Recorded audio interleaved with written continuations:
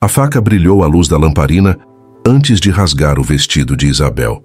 Dona Laurinda segurava a lâmina com mãos trêmulas, o rosto desfigurado pelo ódio acumulado em meses de humilhação silenciosa. Isabel protegeu a barriga de 7 meses com os braços, recuando até encostar na parede fria do quarto. Os olhos verdes da mucama encontraram os olhos febris da Sinhá num duelo mudo e mortal. Do lado de fora, os grilos cantavam indiferentes, enquanto dentro daquele quarto na fazenda São José, em plena zona da Mata Mineira, decidia-se quem viveria e quem morreria naquela noite de setembro de 1881.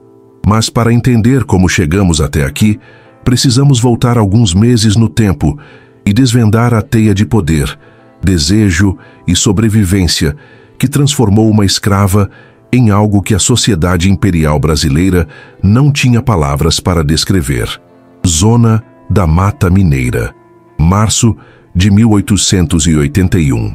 O aroma intenso do café maduro preenchia o ar enquanto o sol nascia sobre as montanhas cobertas de cafezais que se estendiam até onde a vista alcançava.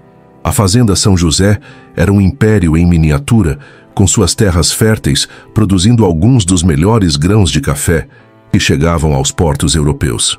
Isabel tinha 26 anos e servia como mucama na casa-sede há 8 anos, tempo suficiente para aprender todos os segredos daquela família que se apresentava como modelo de moralidade e tradição para a sociedade local. Sua beleza era impossível de ignorar, mesmo numa sociedade que fingia não ver as mulheres escravizadas como seres humanos completos. Pele morena clara que refletia o sol com tonalidade dourada, cabelos ondulados castanhos com reflexos acobreados que se recusavam a permanecer completamente presos sob os lenços que usava, e aqueles olhos verdes penetrantes que denunciavam a história de misturas forçadas que a escravidão produzia há gerações no Brasil. Ela própria era fruto dessas violências sistemáticas, mas silenciadas, filha de Catarina, uma costureira mulata que também servira na casa-sede décadas atrás, e neta de um fazendeiro que jamais reconhecera sua mãe, mas cujos genes se manifestavam naqueles olhos impossíveis de esconder. Isabel crescera, sabendo que sua aparência era simultaneamente sua maldição e sua única possível salvação. Os homens brancos a desejavam com uma intensidade que mal conseguiam disfarçar, enquanto as mulheres brancas a odiavam por representar as infidelidades de seus maridos e filhos. As mulheres escravizadas a tratavam com ambivalência, invejando os privilégios que sua cor mais clara poderia trazer, mas também desprezando-a como símbolo das violências que todas conheciam intimamente. A fazenda São José se estendia por mais de 500 alqueires nas terras férteis da zona da Mata Mineira. Seus cafezais ondulavam pelas encostas das montanhas, em fileiras perfeitamente alinhadas, cultivados por cerca de 180 escravizados que trabalhavam desde antes do amanhecer até depois do anoitecer. A casa-sede era uma construção imponente de 2 andares, com varandas amplas, móveis importados da França e Inglaterra, biblioteca com centenas de volumes encadernados em couro, e uma capela particular onde a família mantinha a aparência de piedade católica. As senzalas ficavam a uma distância calculada da casa principal, perto o suficiente para a resposta rápida aos chamados dos senhores, longe o suficiente para que os gemidos de dor e desespero não perturbassem o sono da família branca. Barão Rodrigo de Almeida Prado comandava tudo com autoridade inquestionável, que vinha tanto de seu título de nobreza quanto de sua personalidade dominadora. Aos 48 anos era um homem alto e imponente, de cabelos escuros começando a embranquecer nas têmporas, barba bem aparada segundo a moda da época e olhos castanhos que podiam parecer gentis em sociedade, mas tornavam-se frios como gelo quando contrariado. Era respeitado na corte imperial, mantinha correspondência regular com políticos influentes no Rio de Janeiro, e suas opiniões sobre questões agrícolas e econômicas eram publicadas nos principais jornais da província. Casado há 25 anos com Dona Laurinda, filha de uma tradicional família paulista de cafeicultores, o barão mantinha o casamento que a sociedade esperava dele, formal, respeitoso em público e completamente vazio de qualquer paixão ou conexão emocional verdadeira. Dona Laurinda era uma mulher pálida e magra, 10 anos mais nova que o marido, que passava seus dias bordando, rezando e supervisionando as atividades domésticas com meticulosidade obsessiva. Seus olhos azuis desbotados raramente mostravam emoção, como se décadas de desapontamentos conjugais tivessem drenado toda a vitalidade de seu ser. O casal tinha 3 filhos que representavam o futuro esperado para famílias de elite no Brasil imperial. Pedro, o primogênito de 24 anos, havia se formado em Direito pela Faculdade de São Paulo e retornara à região ansioso para assumir o comando da fazenda. Era um jovem arrogante e impaciente, que desprezava os métodos conservadores do pai e queria modernizar tudo rapidamente, mais preocupado com lucros máximos do que com qualquer consideração humana pelos escravizados. Ana Clara, de 21 anos, recém-casara com Henrique Tavares, um comerciante português estabelecido em Juiz de Fora, e agora dividia seu tempo entre visitar a família e estabelecer sua própria casa na cidade. Era uma moça vaidosa e superficial, mais preocupada com vestidos parisienses e bailes sociais do que com qualquer questão substantiva. Gabriel, o caçula de 18 anos, ainda estudava no prestigioso Colégio Pedro II, no Rio de Janeiro, preparando-se para possivelmente seguir carreira diplomática ou política na capital do Império. A família Almeida Prado mantinha a aparência impecável perante a sociedade local. Frequentavam os bailes mais elegantes da região, recebiam visitas ilustres em sua casa-sede decorada com requinte, faziam doações generosas à Igreja Matriz e apresentavam-se como modelo de moralidade cristã e ordem patriarcal. Mas, como em toda grande casa escravista, os muros brancos e os jardins bem cuidados escondiam realidades brutais que todos conheciam, mas fingiam não ver. Isabel chegara à fazenda São José aos 18 anos, transferida de outra propriedade do barão em Barbacena, após a morte da antiga mucama principal. Suas primeiras semanas foram de observação cuidadosa e aprendizado rápido. Compreendeu imediatamente a hierarquia complexa que governava aquele mundo. O barão no topo absoluto, seguido por Dona Laurinda, cujo poder doméstico era real, mas limitado. Depois os filhos com suas ambições e ressentimentos, abaixo deles os feitores e capatazes. E na base dessa pirâmide, os escravizados com suas próprias hierarquias internas, baseadas em função, cor de pele e proximidade com a família branca. Seus olhos verdes causaram comoção imediata. Os escravizados dos campos a olhavam com mistura de curiosidade e desconfiança quando ela aparecia. Alguns a invejavam pela aparência que poderia facilitar seu caminho para trabalhos menos brutais. Outros a desprezavam como fruto das violências que todos conheciam, mas não podiam nomear abertamente. As mucamas mais velhas a instruíram rapidamente nas regras não escritas da sobrevivência. Nunca olhar diretamente nos olhos dos brancos por muito tempo, sempre antecipar necessidades antes de serem verbalizadas, tornar-se invisível quando conversas importantes aconteciam, mas absorver cada palavra para possível uso futuro. Durante anos, Isabel servira em silêncio quase perfeito, executando suas tarefas com eficiência que a tornava indispensável, mas nunca chamativa o suficiente para despertar ciúmes perigosos. Servia as refeições, arrumava os quartos, lavava e passava as roupas finas da família. Acompanhava Dona Laurinda em suas visitas sociais carregando sombrinhas e pacotes. Mas por trás dessa máscara de submissão, sua mente estava constantemente ativa, observando, analisando, aprendendo. Sua inteligência natural era excepcional, embora tivesse que mantê-la cuidadosamente escondida. Aprendera sozinha a ler observando as lições que o professor particular dava a Gabriel quando ele visitava nas férias escolares. Ficava do lado de fora da sala de estudos, fingindo limpar janelas ou polir móveis, enquanto decorava letras e palavras. Mais tarde, praticava em segredo usando os jornais e livros deixados sobre as mesas depois que a família terminava de lê-los. Decorava artigos inteiros sobre política, economia, técnicas agrícolas, movimentos abolicionistas.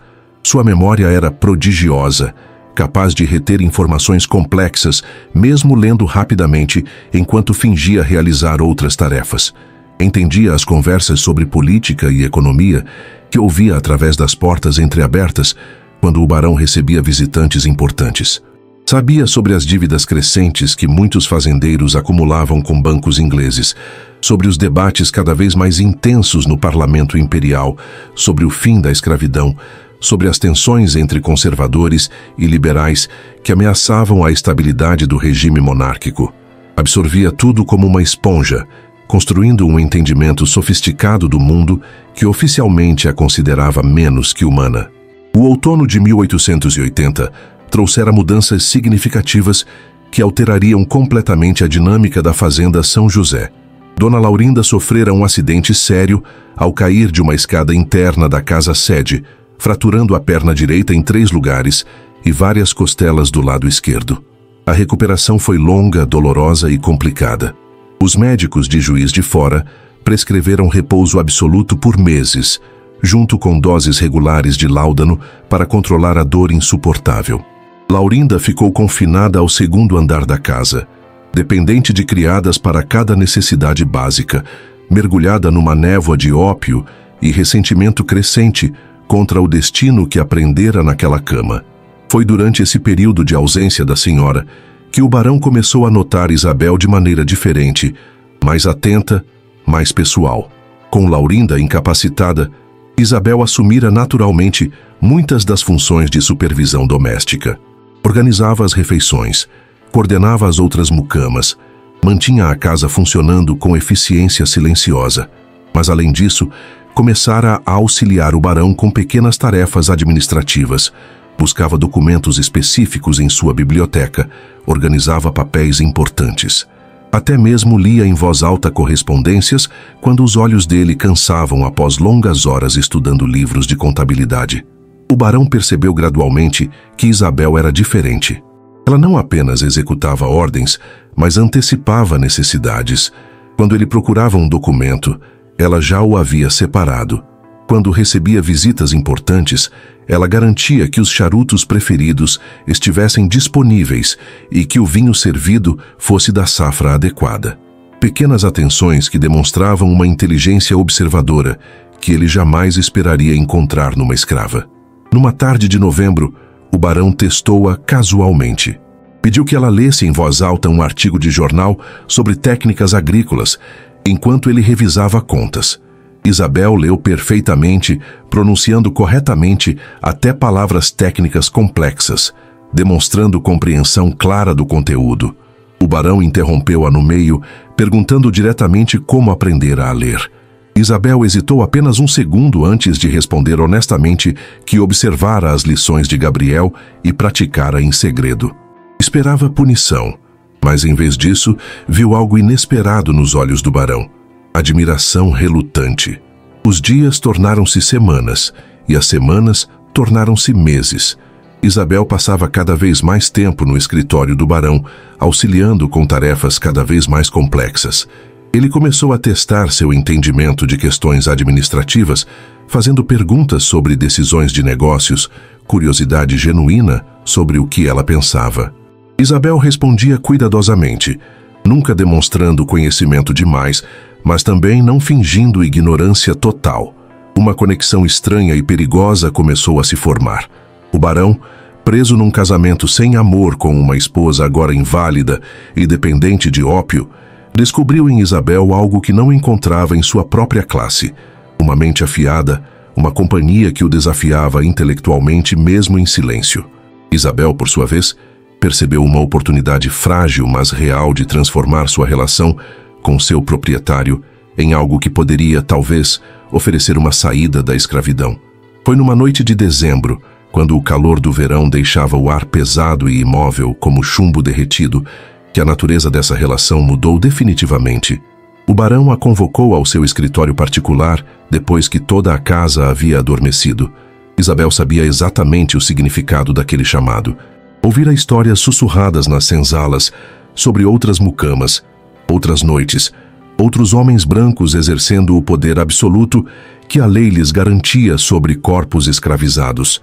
Conhecia as histórias sussurradas nas senzalas sobre outras mucamas, outras noites, outros homens brancos exercendo o poder absoluto que a lei lhes garantia sobre corpos escravizados. Resistir era impossível. e inútil. Seu corpo era propriedade legal dele, registrada em cartório com valor estimado em 900 mil réis, documentada como qualquer outro bem móvel. Entrou no cômodo com o coração disparado, mas mantendo a expressão neutra que aprendera a usar como máscara de sobrevivência. Seus olhos verdes, porém, brilhavam com algo além de medo. Havia cálculo, avaliação, estratégia fria mesmo no meio do terror. O que aconteceu naquela noite e nas noites seguintes estabeleceu uma dinâmica complexa e perturbadora.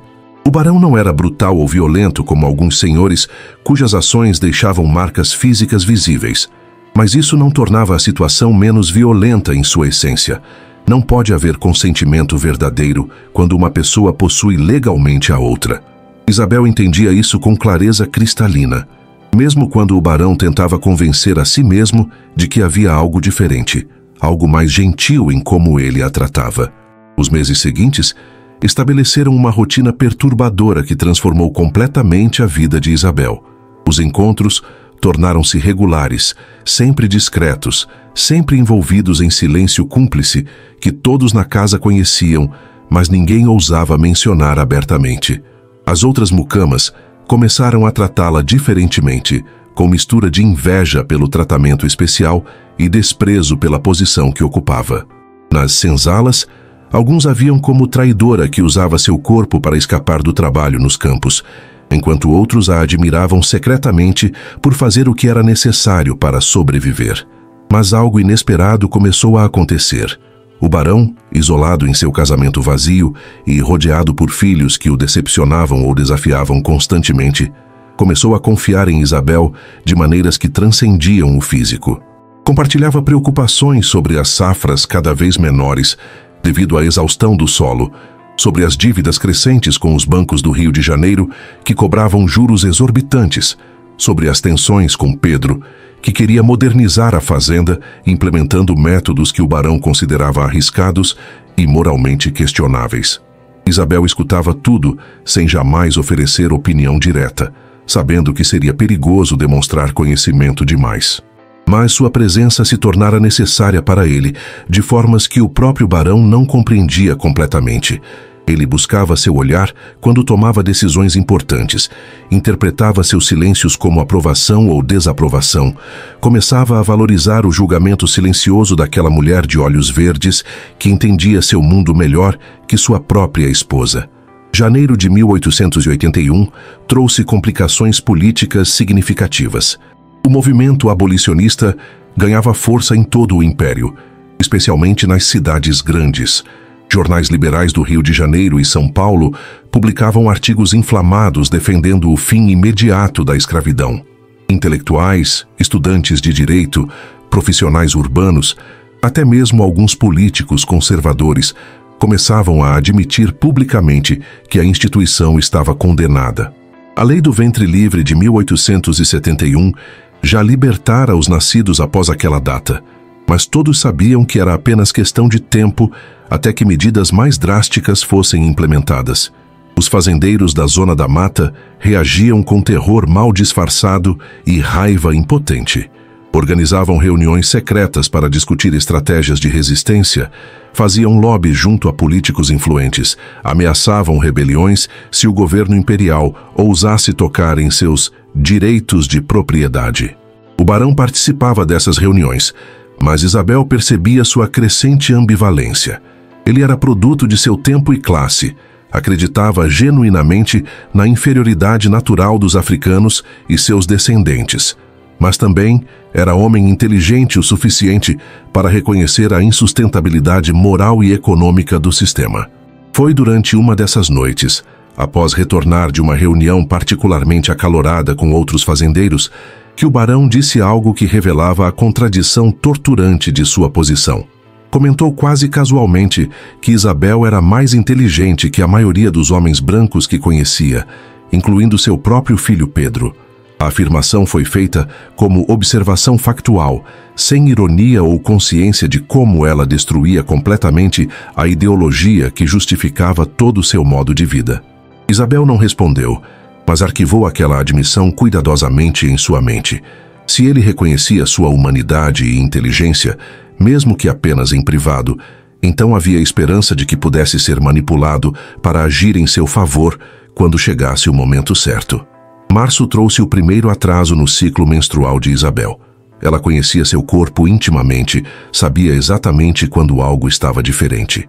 Esperou uma semana, depois 2, usando remédios de ervas que sua mãe Catarina lhe ensinara, tentando métodos desesperados que às vezes funcionavam. Mas seu corpo continuava mudando de maneiras inconfundíveis. A náusea matinal começou na 3ª semana. Os seios tornaram-se sensíveis e inchados. A fadiga a consumia mesmo após noites de sono adequado. Isabel compreendeu perfeitamente o que isso significava e todas as implicações perigosas que trazia consigo. Carregar o filho de um senhor branco era caminhar numa corda bamba sobre um abismo. Poderia significar liberdade se o pai escolhesse reconhecer a criança, garantindo alforria e talvez até algum sustento. Ou poderia significar morte se a senhora decidisse eliminar a evidência física da infidelidade de seu marido. Conhecia histórias de mucamas envenenadas por senhoras enciumadas, de bebês mestiços que desapareciam misteriosamente logo após o nascimento, de abortos forçados através de métodos brutais que frequentemente matavam tanto mãe quanto criança. Passou semanas agonizando sobre se deveria contar ao barão ou tentar esconder a gravidez o máximo possível. Consultou sua mãe Catarina, que ficou simultaneamente aterrorizada e esperançosa. Catarina conhecia os riscos melhor que ninguém, mas também via a possibilidade de que seu neto pudesse nascer livre, algo que ela jamais ousara sonhar para si mesma. Finalmente, em junho de 1881, quando já não conseguia mais esconder as mudanças em seu corpo, Isabel decidiu revelar ao barão. Escolheu cuidadosamente o momento. Uma tarde em que Dona Laurinda visitava sua filha Ana Clara em Juiz de Fora, levando várias criadas consigo e planejando ficar ausente por pelo menos 3 dias. Pedro estava em São Paulo tratando de negócios. Gabriel permanecia no Rio de Janeiro. A casa-sede estava quieta, com apenas o pessoal mínimo de serviço. Isabel entrou no escritório do barão após o almoço, quando ele normalmente revisava correspondências e tomava café forte. Fechou a porta atrás de si, gesto incomum que imediatamente alertou o barão de que algo sério estava acontecendo. Ele ergueu os olhos dos papéis, percebendo a tensão no corpo dela, a palidez incomum em seu rosto normalmente corado. Ela falou diretamente, sem rodeios ou súplicas. Estava grávida de aproximadamente 3 meses. A criança era dele, não havia possibilidade de ser de outro homem. Precisava saber qual seria o destino dela e da criança, porque precisava se preparar para qualquer cenário possível. A reação do barão surpreendeu Isabel profundamente, até deixá-la momentaneamente sem palavras. Esperava fúria pela complicação que isso representava, negação apesar da impossibilidade de tal negação, ou indiferença brutal comum entre senhores que deixavam dezenas de filhos bastardos espalhados por suas propriedades. Em vez disso, ele ficou em silêncio por longos minutos que pareciam horas, olhando pela janela para os cafezais que se estendiam até o horizonte nebuloso das montanhas distantes. Quando finalmente falou, sua voz estava estranhamente suave, quase reflexiva. Disse que reconheceria a criança legalmente, algo que jamais fizera com outros filhos ilegítimos que possivelmente tivera ao longo dos anos. Providenciaria a alforria de Isabel antes do nascimento, para que a criança nascesse de ventre livre e com direitos legais de filho reconhecido. Garantiria que ambos tivessem proteção, moradia adequada e sustento financeiro. Mas havia condições estritas que precisavam ser absolutamente respeitadas. Isabel deveria manter discrição total sobre a paternidade até que ele decidisse como anunciar a situação para sua família. Não poderia fazer nenhuma aproximação da família legítima ou tentar ocupar qualquer posição social que não lhe cabia. Aceitaria viver separada da casa-sede, em local que ele designaria. Nunca poderia exigir mais do que ele voluntariamente oferecesse. Isabel concordou com todas as condições externamente, mantendo expressão submissa e grata. Mas internamente, algo se transformou definitivamente naquele momento. Pela primeira vez em seus 26 anos de vida como propriedade de outras pessoas, vislumbrou a possibilidade concreta de ser mais que objeto, mais que instrumento dos desejos alheios. Seus olhos verdes brilharam com uma determinação nova e perigosa. Seu filho teria sobrenome de família importante, direitos legais reconhecidos pelo Império, um futuro além da escravidão que ela jamais tivera. E se ela fosse suficientemente inteligente, suficientemente estratégica, suficientemente impiedosa quando necessário, talvez pudesse construir algo ainda maior sobre essa fundação frágil. As semanas seguintes foram de tensão crescente que saturava cada canto da fazenda São José. As outras escravas começaram a notar a barriga de Isabel crescendo sob os vestidos largos. Os sussurros nas senzalas tornaram-se mais audíveis, mais especulativos. Sua mãe, Catarina, visitava sempre que possível, trazendo chás de ervas para fortalecer o corpo e suavizar os enjoos, mas também alertas cada vez mais urgentes sobre os perigos mortais que se aproximavam. Catarina conhecia essas histórias intimamente, porque ela própria vivera situação similar décadas atrás. O pai de Isabel fora o antigo dono de Catarina, um fazendeiro de Barbacena que a usara durante anos, mas jamais reconhecera a filha. Quando a esposa legítima descobrira a gravidez, Catarina fora vendida para outra propriedade, para eliminar a evidência constrangedora. Isabel crescera sem conhecer o pai, carregando apenas os olhos verdes como prova de sua existência. Agora a história ameaçava se repetir, mas Isabel estava determinada a escrever um final diferente. Começou a preparar-se meticulosamente para os diversos cenários possíveis. Guardava cada moeda que conseguia economizar das pequenas gorjetas que ocasionalmente recebia. Cultivava discretamente amizades com escravizados que poderiam ser úteis se precisasse fugir rapidamente. Memorizava rotas de escape, localizações de quilombos conhecidos, nomes de pessoas que poderiam ajudá-la. Mas também trabalhava no cenário oposto. Se o barão mantivesse sua palavra, ela precisaria estar preparada para maximizar cada vantagem. Intensificou sua leitura secreta, agora focando especificamente em leis de propriedade, direitos sucessórios, regulamentações sobre alforrias e reconhecimento de paternidade. Absorvia tudo, construindo um entendimento jurídico sofisticado que seria sua arma principal nas batalhas que viriam. Julho trouxe a primeira grande crise. Dona Laurinda, finalmente recuperada o suficiente para deixar seu quarto e retomar alguma supervisão da casa, começou a notar as mudanças em Isabel. A barriga estava grande demais para esconder completamente. O rosto estava mais cheio, os seios visivelmente maiores. Laurinda não era tola. Conhecia os sinais de gravidez após ter passado por 3 gestações próprias, mas inicialmente não conectou as evidências óbvias com seu marido. Assumiu que Isabel estava grávida de algum escravizado, talvez o jovem capataz mulato que trabalhava nos estábulos, e planejava lidar com a situação de maneira rotineira, vendê-la para outra fazenda antes que o bebê nascesse, eliminando o incômodo de mais uma boca para alimentar. Foi somente quando confrontou o barão sobre seus planos de vender Isabel que a verdade explodiu como bomba. O barão, incapaz de mentir diretamente quando confrontado, admitiu a paternidade e suas intenções de reconhecer a criança. A reação de Laurinda foi apocalíptica. Décadas de ressentimentos acumulados, humilhações silenciadas, raivas reprimidas, explodiram numa única torrente devastadora. A discussão entre marido e esposa durou horas, suas vozes ecoando pelos corredores da casa-sede, mesmo com portas fechadas. Toda a família escravizada ouvia através das paredes, memorizando cada palavra para recontar depois nas senzalas. Laurinda gritava acusações de traição, desonra, perversão moral. O barão respondia com frieza crescente, lembrando que, como senhor da casa e marido legal, tinha direitos sobre seu próprio comportamento que ela não podia questionar. Foi nessa discussão que Laurinda finalmente expressou o que realmente a atormentava. Não era a infidelidade em si, que ela tolerara por décadas como toda mulher de sua classe era ensinada a tolerar.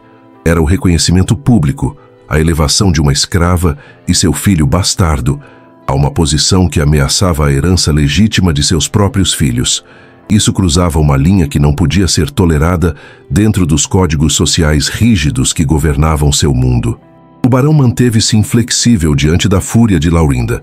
Pela primeira vez em 25 anos de casamento, recusou-se a ceder às exigências da esposa. A discussão terminou com Laurinda recolhendo-se aos seus aposentos em silêncio gelado, que era mais ameaçador que qualquer grito. Isabel, escondida nos fundos da casa durante toda a explosão, compreendeu que acabara de se tornar alvo de um ódio mortal que apenas esperava o momento certo para se manifestar. Os dias seguintes foram de tensão insuportável. Pedro foi chamado às pressas de São Paulo, chegando numa tarde de agosto com expressão sombria. A conversa entre pai e filho no escritório durou horas. Pedro emergiu com o rosto vermelho de raiva contida, recusando-se a jantar com o pai, montando seu cavalo e galopando furiosamente em direção à cidade. Estava claro que a família legítima do barão se unia contra a ameaça que Isabel e seu filho representavam. Foi em meados de agosto que o barão tomou a decisão que mudaria tudo.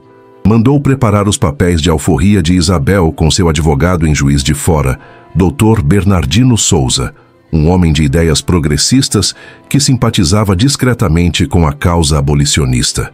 A carta de alforria foi elaborada com linguagem juridicamente impecável, registrada no cartório com 2 testemunhas respeitáveis, tornando-se documento legal irreversível.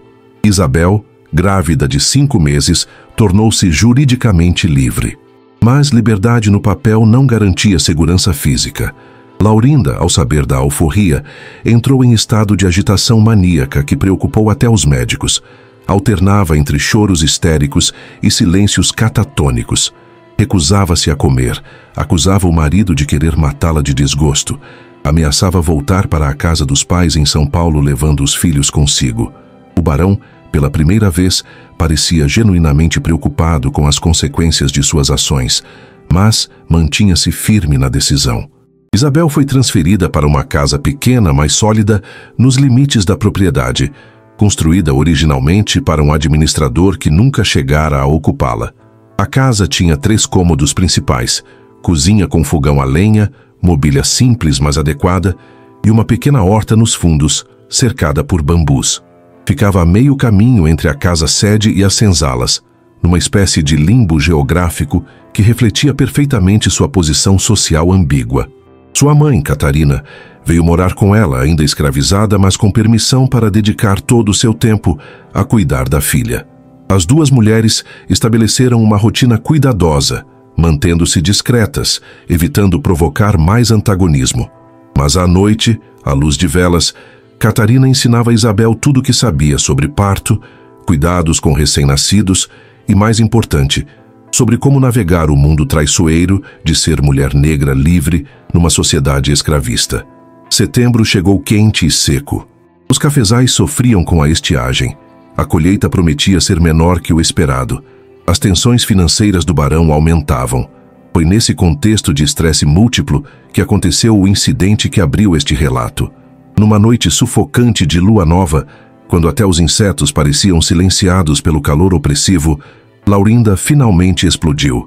Ela esperara até que o barão estivesse ausente, tendo ido até Juiz de Fora para reunião com banqueiros sobre refinanciamento de dívidas. Mandou chamar Isabel à casa-sede, sob pretexto de discutir algumas roupas de bebê que supostamente queria doar. Isabel, ingenuamente, ou talvez simplesmente sem escolha, foi. Entrou pela porta dos fundos, como lhe fora instruído, subindo a escada secundária até o quarto que fora indicado.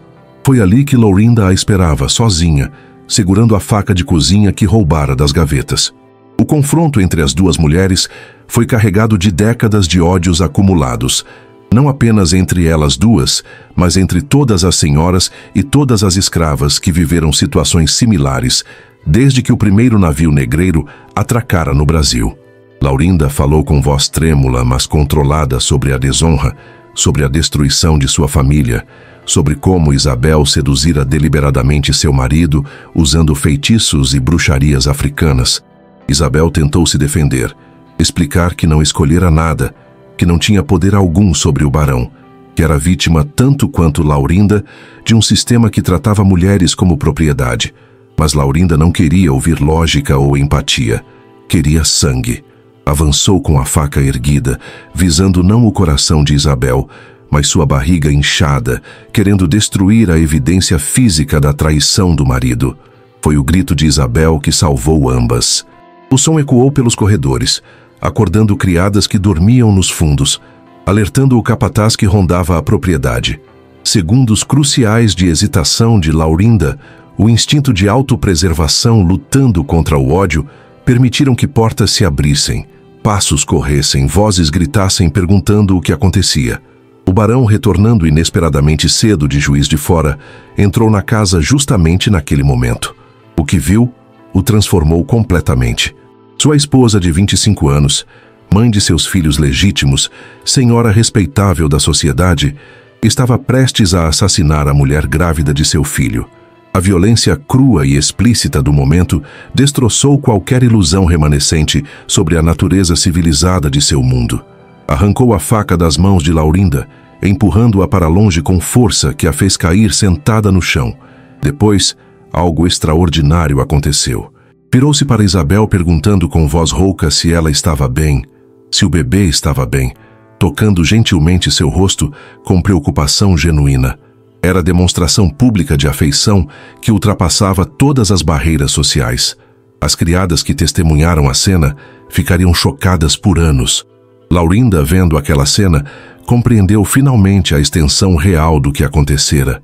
Não era apenas infidelidade sexual facilmente ignorada. Seu marido realmente se importava com aquela mulher e aquele bebê de maneiras que jamais demonstrara com ela própria.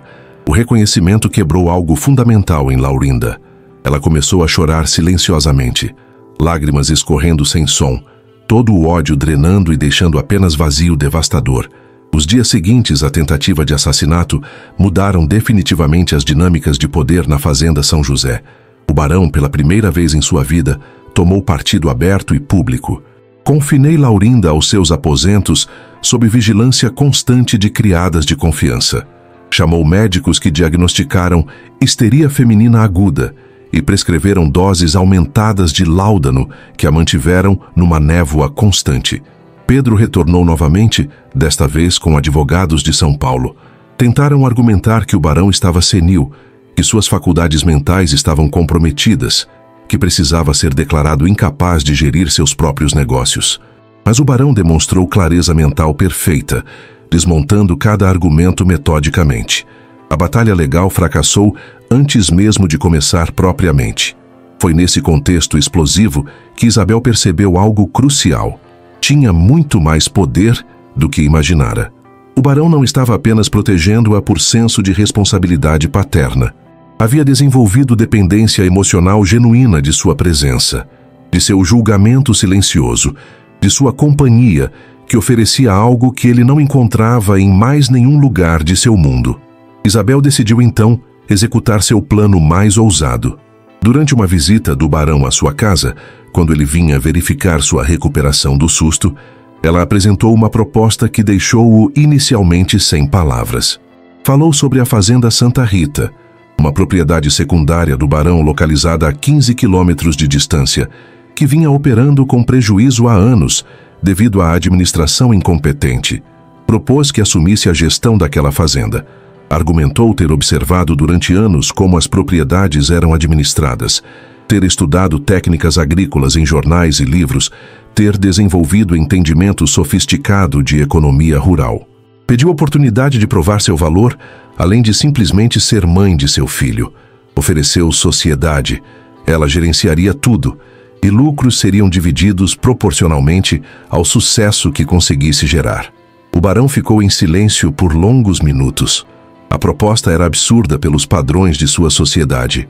Uma mulher, ex-escrava, administrando propriedade rural, era impensável, escandaloso, potencialmente suicida para sua reputação já danificada. Mas olhando nos olhos verdes determinados de Isabel, lembrando-se de sua inteligência demonstrada durante meses, considerando que já havia destruído sua posição social de qualquer forma, ele concordou com versão modificada da proposta. Isabel seria supervisora assistente oficialmente, trabalhando sob comando nominal de um administrador branco que ele instalaria lá. Na prática, teria autonomia significativa. Lucros seriam divididos, 70% para ele, 30% para ela. Era muito menos do que Isabel queria, mas era infinitamente mais do que qualquer ex-escrava poderia sonhar. Outubro de 1881 trouxe o evento que mudaria tudo definitivamente. Isabel entrou em trabalho de parto numa tarde de chuva torrencial. Dona Felícia, a parteira mais experiente da região, uma mulher negra livre de 60 anos que trouxera centenas de crianças ao mundo, foi chamada urgentemente. O parto foi longo e complicado. Isabel suportou 8 horas de dor antes que o bebê finalmente nascesse ao amanhecer do dia seguinte. Era menino, forte e saudável. Sua pele era clara com tonalidade dourada, cabelos escuros e lisos, traços faciais que misturavam características de ambos os pais. Mas eram seus olhos, quando finalmente os abriu dias depois, que chamariam atenção. Castanhos claros com pontos verdes, herança combinada de 2 linhagens que a sociedade insistia deveriam permanecer separadas. O barão chegou ao anoitecer, tendo cavalgado furiosamente desde a casa-sede, assim que recebeu notícia do nascimento. Pegou o filho nos braços com ternura que surpreendeu até Catarina, cética de todas as promessas de homens brancos. Segurou aquele bebê por longos minutos, lágrimas escorrendo silenciosamente por seu rosto, normalmente austero. Naquele momento, qualquer observador atento teria percebido que aquele homem amava genuinamente aquela criança, de maneiras que talvez nunca conseguira amar seus filhos legítimos. O nome foi decidido rapidamente: Rafael de Almeida Prado. O sobrenome completo do barão sem diminuições, modificações ou concessões às convenções sociais. A certidão seria registrada oficialmente no cartório de Juiz de Fora, com reconhecimento formal e irreversível de paternidade. O escândalo estava consumado, documentado, tornado permanente pela burocracia imperial. Pedro, ao saber do nascimento e do registro oficial, reagiu com fúria que ultrapassava até suas explosões anteriores. Procurou o melhor advogado de Juiz de Fora, Dr. Augusto Mendes, famoso por lidar com disputas de herança entre famílias ricas. Questionou a legalidade de tudo: a alforria, o reconhecimento de paternidade, os direitos sucessórios que Rafael automaticamente adquiria. Mas, doutor Mendes, após examinar toda a documentação meticulosamente, foi brutalmente claro. Desde que a mãe estava juridicamente livre no momento do reconhecimento, não havia impedimento legal algum. Rafael era legalmente filho do barão Rodrigo de Almeida Prado, com todos os direitos que isso implicava segundo as leis do Império do Brasil. Poderia herdar, usar o título, reclamar sua parte da fortuna familiar.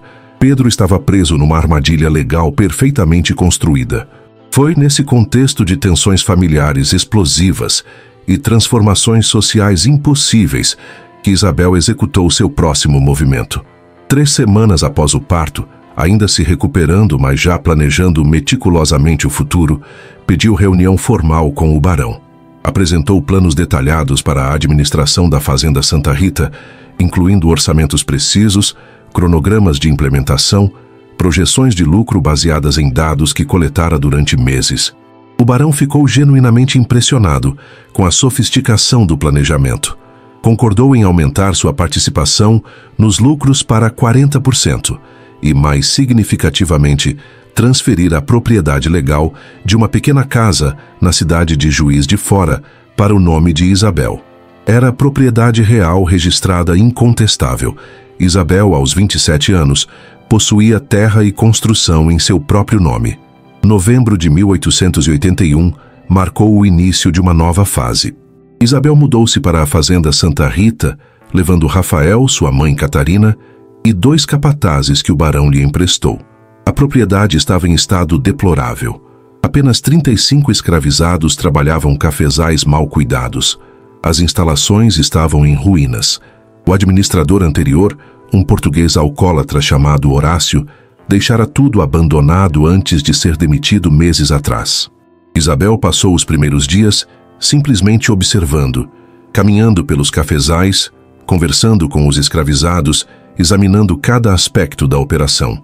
Depois, começou a implementar mudanças sistemáticas.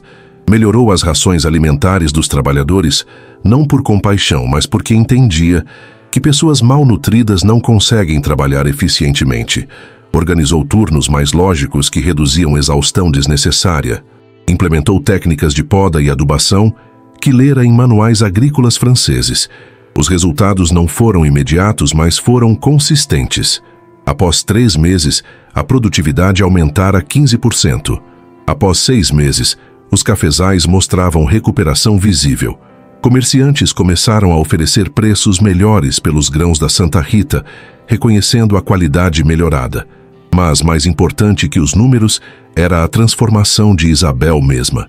Não era mais a mucama assustada que protegia sua barriga contra uma faca. Era a administradora competente, negociadora astuta, estrategista que compreendia tanto a agricultura quanto a economia política. Seus olhos verdes, que antes precisavam permanecer baixos em submissão, agora encontravam diretamente os olhos de comerciantes brancos quando negociava preços. Março de 1882 trouxe a primeira grande crise. Pedro, desesperado para sabotar Isabel e provar sua incompetência, conspirou com Silvério, um capataz mestiço que ressentira profundamente ser subordinado a uma ex-escrava.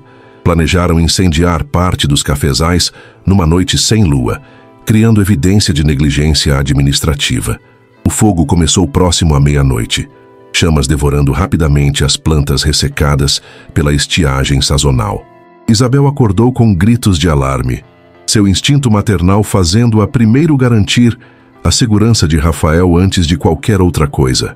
Entregou o bebê a Catarina com ordens de correr para a fazenda vizinha. Depois, com coragem que surpreendeu até ela mesma, organizou os escravizados em brigadas de combate ao fogo. Trabalhou lado a lado com eles durante horas exaustivas, suas roupas chamuscadas, mãos queimadas pelas brasas, cabelos socarrados pela proximidade das chamas. Mas seus olhos verdes brilhavam com determinação feroz à luz do incêndio. Não permitiria que destruíssem o que construíra. Salvaram aproximadamente 65% dos cafezais. Durante o combate, Isabel encontrou as latas de querosene estrategicamente posicionadas, rastros que obviamente não eram acidentais. Confrontou Silvério ao amanhecer e, sob pressão implacável, ele confessou tudo, implicando Pedro completamente no plano criminoso.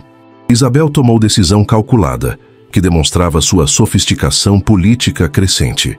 Ao invés de expor publicamente o filho do barão, arriscando o retalião legal e social, usou a informação como moeda de troca. Procurou Pedro pessoalmente numa reunião tensa em Juiz de Fora, apresentou as evidências irrefutáveis, mas ofereceu acordo.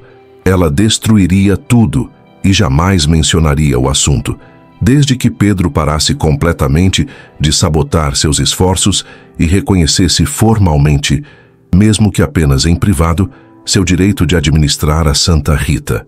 Pedro, encurralado e aterrorizado com as possíveis consequências legais de incêndio criminoso doloso, aceitou através de dentes cerrados. A partir daquele momento, os ataques diretos cessaram, substituídos por guerra fria de silêncios hostis e boicotes sociais. Junho de 1882 marcou tanto o auge quanto a tragédia. A Fazenda Santa Rita produziu sua melhor safra em década inteira, gerando lucros substanciais que surpreenderam toda a região. Isabel provou definitivamente sua competência extraordinária. O barão, orgulhoso e talvez também um pouco apaixonado àquela altura, aumentou sua participação para 50% dos lucros e transferiu propriedade legal adicional para seu nome. Mas na mesma semana dessa conquista monumental, o barão Rodrigo sofreu colapso súbito e catastrófico. Seus pulmões, corroídos por tuberculose não diagnosticada que progredia há anos, finalmente falharam completamente. Ele morreu numa tarde chuvosa de julho, na casa de Isabel na Fazenda Santa Rita, segurando sua mão enquanto sussurrava instruções finais sobre proteção de Rafael. O testamento, lido formalmente uma semana depois no escritório do advogado Dr. Bernardino Souza, chocou absolutamente todos os presentes. O barão deixara 20% de sua fortuna total para Rafael, com Isabel como administradora legal irrevogável até que o filho completasse 25 anos. Também garantirá a Isabel propriedade vitalícia da Fazenda Santa Rita, da casa na cidade, e renda mensal substancial. Pedro recebeu a maior parte da herança, mas não totalidade como esperava segundo tradições patriarcais. A fúria de Pedro foi nuclear, mas o testamento era incontestável, testemunhado por múltiplos advogados e registrado meses antes da morte. Anos de batalhas judiciais seguiriam, mas todas fracassariam eventualmente. Isabel, aos 27 anos, encontrava-se em posição absolutamente extraordinária para a mulher de sua origem. Era livre, proprietária de terras produtivas, com recursos financeiros significativos, e filho que seria educado com todos os privilégios da elite. Mas também era alvo de ódio visceral de família poderosa e sociedade inteira, que a via como usurpadora de posições que não lhe pertenciam segundo códigos raciais rígidos. Os anos seguintes foram de luta incessante. A abolição final em 1888 encontrou Isabel com 33 anos, administrando prosperamente múltiplas propriedades e investimentos urbanos diversos. Rafael, aos 7 anos, estudava com melhores tutores particulares que dinheiro podia comprar, preparando-se para o futuro que sua mãe planejara meticulosamente. A história de Isabel não termina em triunfo hollywoodiano. Jamais foi aceita completamente pela sociedade que a rejeitava. Carregou sempre cicatrizes físicas e emocionais indeléveis da escravidão. Rafael lutaria a vida inteira com questões torturantes de identidade racial e pertencimento social. Mas Isabel transformou sua condição de propriedade em poder econômico e autonomia reais, usando inteligência excepcional, coragem impossível e determinação absolutamente implacável para reescrever seu destino, numa sociedade que insistia mulheres como ela não tinham direito a destino algum além de servidão perpétua.